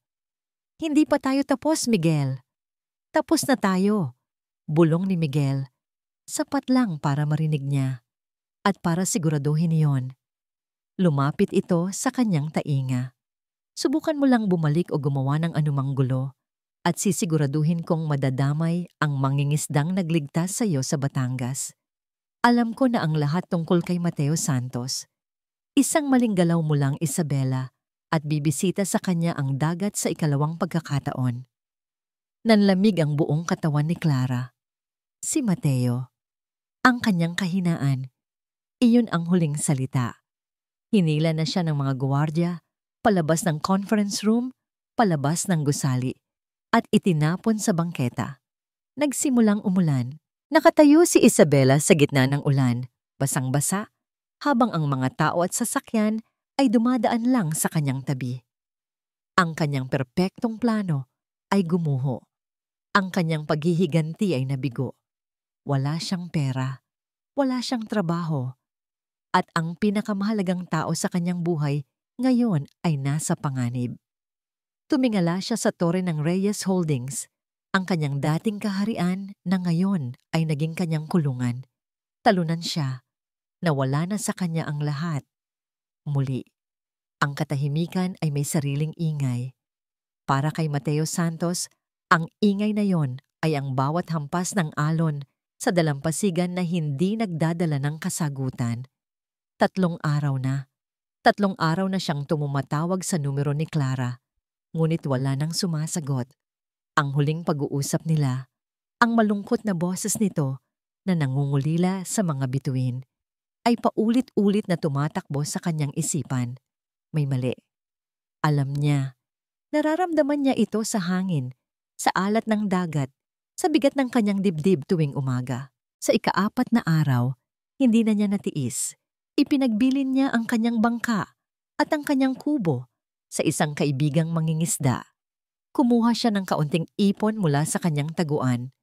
Sumakay siya ng bus patungong Maynila, isang lugar na dayuhan sa kanya, isang halimaw na gawa sa semento at bakal. Ang tanging dala niya ay ang address ng Reyes Holdings na nakuha niya mula sa isang lumang dyaryo. Nakarating siya sa Makati ng hapon. Ang taas ng mga gusali ay tila nilalamon ng langit. Ang dami ng tao at sasakyan ay nakalulula. Sa isang iglap, naramdaman niya ang kanyang pagiging maliit. Paano niya hahanapin si Clara sa ganitong lugar? Nagtungo siya sa gusali ng Reyes Holdings. Ang gwardiya sa lobby ay tiningnan siya mula ulo hanggang paa. Ang kanyang simpleng damit, ang kanyang balat na sunog sa araw, ang kanyang mga kamay na may kalyo. Sino po sila? Tanong ng gwardiya. Ang boses ay walang anumang paggalang. Hinahanap ko lang po sana si Clara David, sabi ni Mateo. Nagtawanan ang 2 gwardiya. Wala nang Clara David dito, Manong.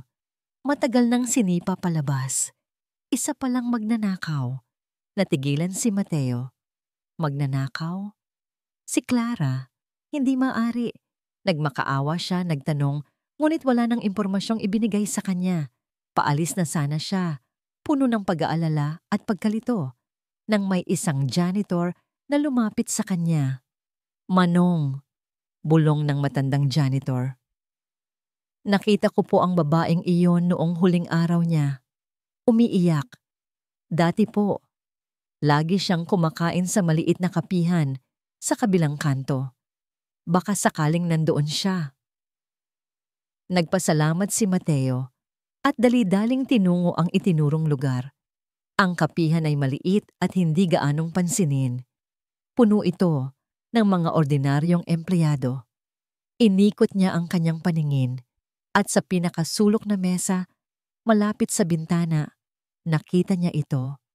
Ang kanyang puso ay tila dinurog. Nakaupo si Clara, hindi, si Isabela, habang nakatingin sa labas, sa walang katapusang agos ng yang ulan. Ang kanyang buhok ay basa. Ang kanyang damit ay ang parehong damit na suot niya noong huling araw niya sa opisina. Payat na payat siya. Sa kanyang harapan ay isang tasang kape na hindi nagagalaw, malamig na. Ang kanyang mga mata ay walang buhay. Ang dating apoy ng determinasyon ay wala na. Ang natira na lang ay isang blangkong abo. Dahan-dahan siyang lumapit. Bawat hakbang ay mabigat. Hindi niya alam kung anong sasabihin. Umupo siya sa silyang nasa harapan nito. Hindi ito lumingon. Hindi yata siya napansin. Clara, mahinang tawag niya. Sa pagkarinig ng kanyang boses, dahan-dahan itong lumingon. Ang blangkong mga mata nito ay unti-unting nagkaroon ng liwanag. Isang liwanag ng pagkabigla, ng hiya, at ng matinding kalungkutan. Mateo, bulong nito, ang kanyang boses ay paos. Anong ginagawa mo dito? Hindi sumagot si Mateo. Sa halip, hinubad niya ang kanyang manipis na jacket na suot at maingat na ipinatong sa mga balikat nito. Nilalamig ka. Sa simpleng kilos na yon, gumuho ang lahat ng pader na itinayo ni Isabela sa paligid ng kanyang puso. Isang hikbi ang kumawala sa kanyang mga labi. Pagkatapos ay isa pa, hanggang sa siya ay umiiyak na ng walang tunog. Ang kanyang mga balikat ay nanginginig. Hindi nagsalita si Mateo. Hinayaan niya lang itong ilabas ang lahat ng sakit, lahat ng pagkatalo. Hindi siya nagtanong. Hindi siya nanghusga. Nandito lang ako. Iyon ang mensahe ng kanyang pananatili. Ang parehong mensahe na ibinigay niya noong una niya itong natagpuan sa dalampasigan. Nang sa wakas ay humupa ang kanyang pag-iyak, kinuha niya ang isang panyo mula sa kanyang bulsa at iniabot ito. "Salamat," sabi ni Isabela. Ang kanyang boses ay garalgal. Ikinuwento niya ang lahat. Ang pagkabigo ng kanyang plano, ang paglalantad sa kanya ni Miguel, at ang pinakamasakit sa lahat, ang pagbabanta sa buhay ni Mateo. Kaya kailangan mong umalis. Pagtatapos niya, ang kanyang mga mata ay puno ng desperasyon.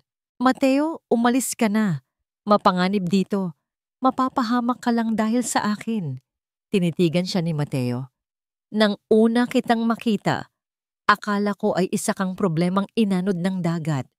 Ayoko ng gulo sa buhay ko noon, Clara. Gusto ko lang mapag-isa kasama ng mga alaala ko." Kinuha niya ang kamay ni Isabela. Ang kamay na dati ay may kalyo na. Ngayon ay malambot na ulit. "Pero tinuruan mo akong mabuhay muli. Tinuruan mo akong umasa. Hindi ko alam kung sino si Isabela Reyes. Ang kilala ko ay si Clara, ang babaeng masarap magluto ng sinaing, ang babaeng natatakot sa kulog, ang babaeng may pinakamalungkot pero pinakamagandang mga mata." Hinigpitan niya ang hawak dito. "Kaya hindi ako aalis. Hindi kita iiwan. Hindi ko hahayaang harapin mo ito ng mag-isa." Napatingin si Isabela sa kanilang magkahawak na kamay. Ang init mula sa kamay ni Mateo ay tila gumagapang sa buong katawan niya. Tinataboy ang lamig ng ulan at ng kanyang pagkatalo. Sa loob ng maraming buwan, ang kanyang naging sandata ay galit. Ang kanyang naging lakas ay paghihiganti. Pero ngayon, sa harap ng simpleng katapatan ng lalaking ito, napagtanto niya na mali siya. Ang tunay na lakas ay hindi nagmumula sa pagnanais na manira, kundi sa pagnanais na protektahan. Tumingin siya kay Mateo at sa unang pagkakataon, mula nang bumalik ang kanyang mga alaala, isang tunay na determinasyon ang muling sumilay sa kanyang mga mata. Ngunit iba na ito. Hindi na ito madilim at mapait. Ito ay maliwanag, puno ng isang bagong layunin. "Hindi na paghihiganti ang habol ko, Mateo," sabi niya. Ang kanyang boses ay mahina, ngunit matatag. "Gusto kong harapin nila ang batas. Gusto kong makuha ang hustisya." Tumango si Mateo. "Ano ang kailangan mong gawin?" Isang plano ang unti-unting nabubuo sa isipan ni Isabela. Isang planong mas delikado kaysa sa nauna. Isang planong hindi niya kayang gawin ng mag-isa. "Kailangan ko ng tulong mo," sabi niya. "Kailangan ko ng tapang mo at ng tiwala mo sa akin." "Nasa iyo na ang mga yon," simpleng sagot ni Mateo. Sa labas, ang ulan ay unti-unti nang tumitila. At sa loob ng maliit na kapihan, sa gitna ng syudad na halos lumunod sa kanya, natagpuan ni Isabela ang kanyang kanlungan. Ang kanyang puso ay nasagip. At ngayon, handa na siyang lumaban muli. Ang annual shareholders meeting ng Reyes Holdings ay isang marangyang palabas ng kapangyarihan. Lahat ng pinakamayayamang pangalan sa mundo ng negosyo ay naroon. Nakaupo sa mga mamahaling silya sa loob ng grand ballroom ng isang 5-star hotel. Ang hangin ay puno ng amoy ng pera at ng mahinang bulungan tungkol sa investment fiasco sa Mindanao. Sa gitna ng entablado, nakatayo si Miguel de Leon. Suot ang kanyang pinakamahal na suit, ang kanyang buhok ay perpektong nakaayos, siya ang larawan ng kumpiyansa. Sa kanyang tabi ay si Katrina, mukhang elegante at hindi natitinag. Para sa lahat, sila pa rin ang hari at reyna. Mga ginang at ginoo, mga miyembro ng board. Simula ni Miguel, ang kanyang boses ay malakas at puno ng awtoridad. umaalingaw-ngaw sa buong silid. Alam kong marami sa inyo ang nababahala sa mga nagdaang kaganapan. Ang pagkalugi sa Mindanao ay isang malaking dagok, isang dagok na dulot ng pagtataksil. Naglakad siya sa entablado. Ang kanyang mga mata ay puno ng isang pekeng kalungkutan. Isang pagtataksil mula sa isang taong pinagkatiwalaan nating lahat. Ang aking yumaong asawa na sa kasamaang palad ay nagbalik mula sa mga anino, hindi para tumulong, kundi para manira. Nagkaroon ng bulong-bulungan sa mga manonood. Ang kwento ni Miguel ay perpekto. Si Isabela, na nagkaroon ng mental breakdown matapos ang kanyang aksidente, ay bumalik na may galit sa puso at sinabotahe ang sarili nitong kumpanya. Ngunit nais kong siguruhin sa inyong lahat, patuloy ni Miguel, itinaas ang kanyang boses, na ang banta ay wala na. Ang kumpanya ay ligtas. At sa ilalim ng aking pamumuno, babangon tayo mula sa pagsubok na ito, mas matatag at mas malakas kaysa dati. Nagpalakpakan ng karamihan, nabighani sa kanyang mga salita. Ngumiti si Miguel. Panalo na siya. Ang huling hibla ng impluwensya ni Isabela ay naputol na. Sa gitna ng palakpakan, isang malakas na tunog ang bumasag sa lahat. Bumukas ang malaking pinto sa likuran ng ballroom. Lahat ng ulo ay lumingon. Tumigil ang palakpakan. Mula sa liwanag, isang anino ang dahan-dahang humakbang papasok. Isang babae.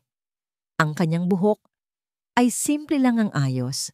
Ang kanyang suot ay isang ordinaryong itim na bestida.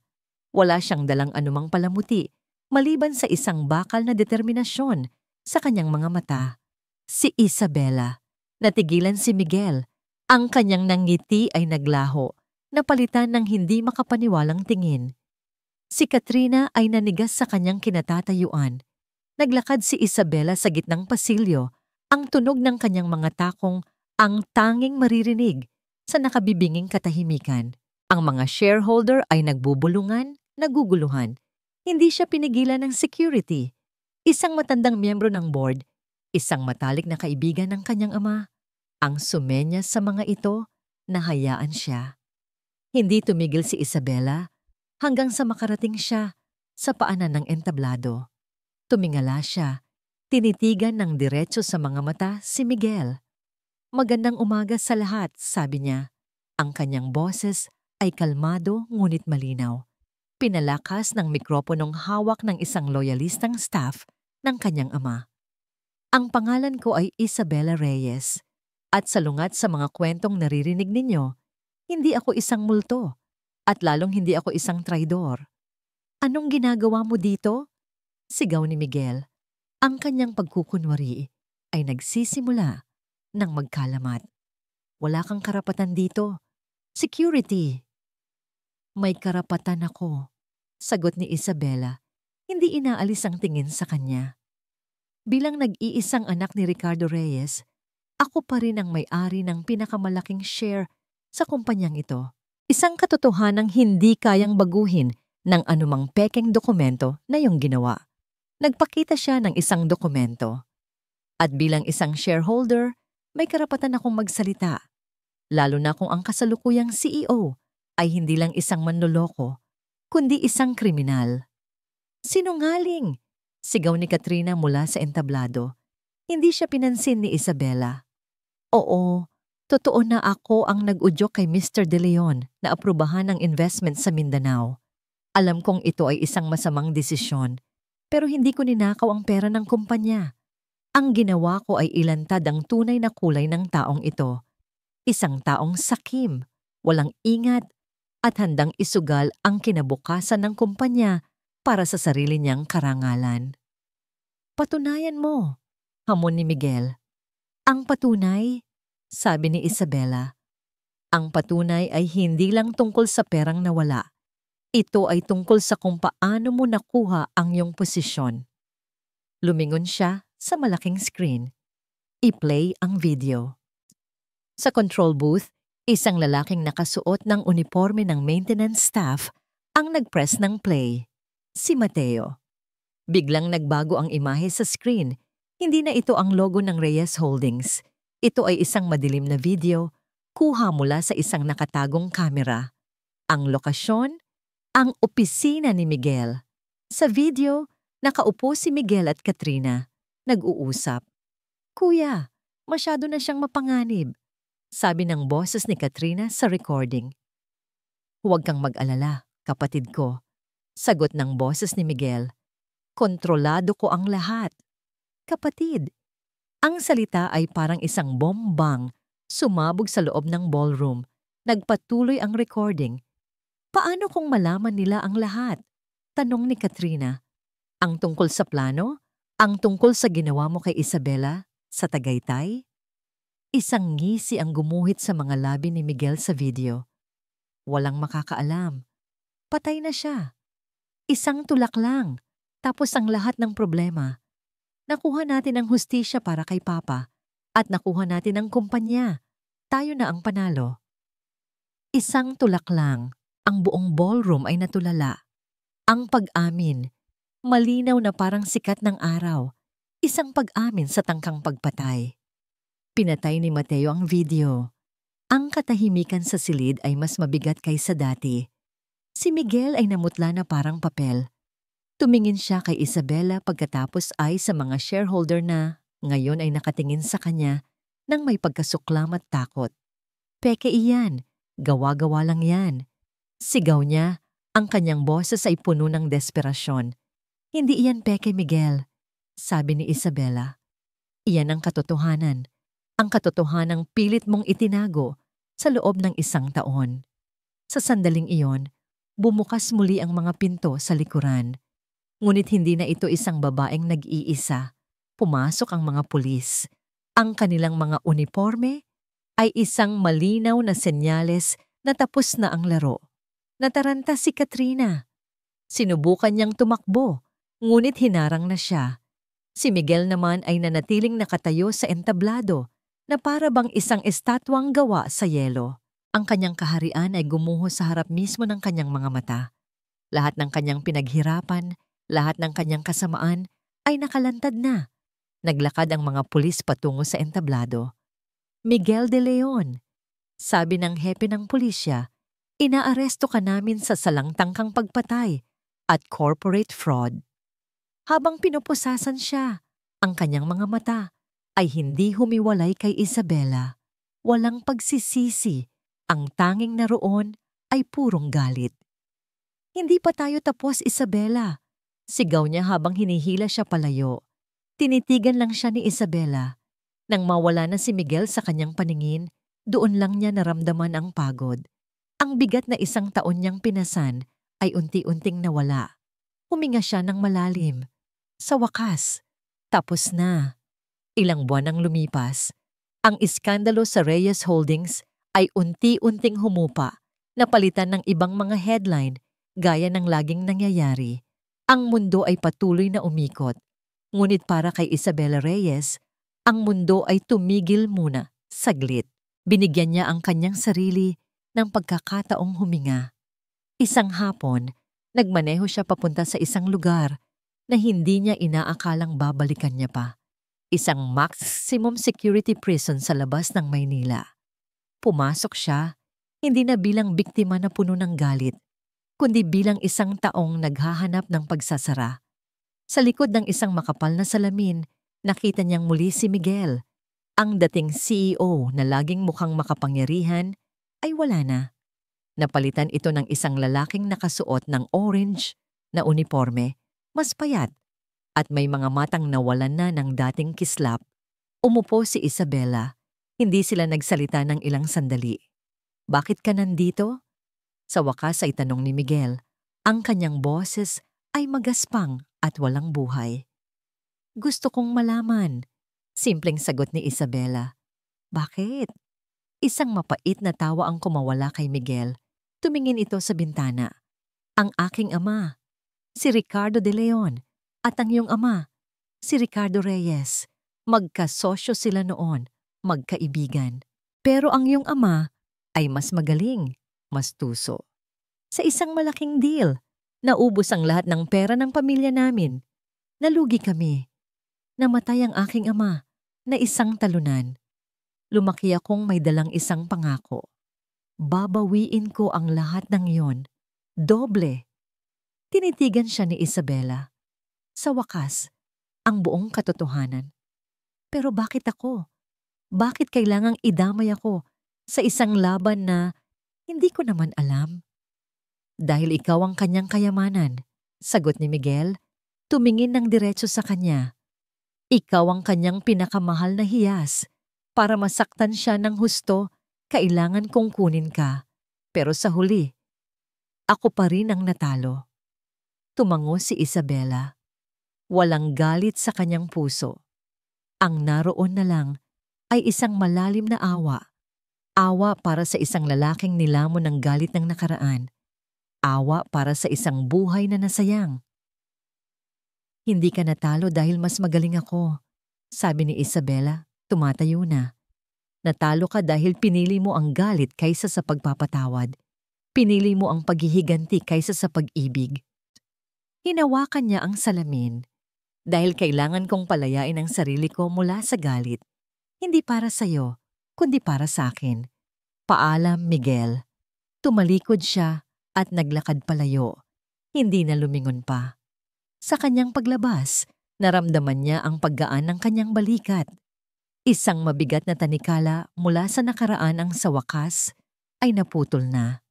Kinabukasan, nasa opisina siya ng CEO ng Reyes Holdings, ang kanyang dating opisina. Ngunit hindi na niya ito nararamdaman bilang kanyang tahanan. Sa kanyang harapan ay ang bagong board of directors na kanyang binuo. Mga taong mapagkakatiwalaan, kasama na ang matandang kaibigan ng kanyang ama.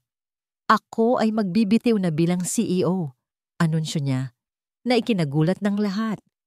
Pero Isabela, ikaw ang nagligtas sa kumpanya, sabi ng isa. Ngumiti si Isabela. Iniligtas ko ang kumpanya, pero hindi ibig sabihin na ako ang dapat mamuno dito. Ang lugar na ito ay puno ng mga alaala, mabuti at masama. Panahon na para bumuo ako ng mga bago. Inilapag niya sa mesa ang isang set ng mga nilagdaang dokumento. Ipinapasa ko ang pamumuno sa inyo.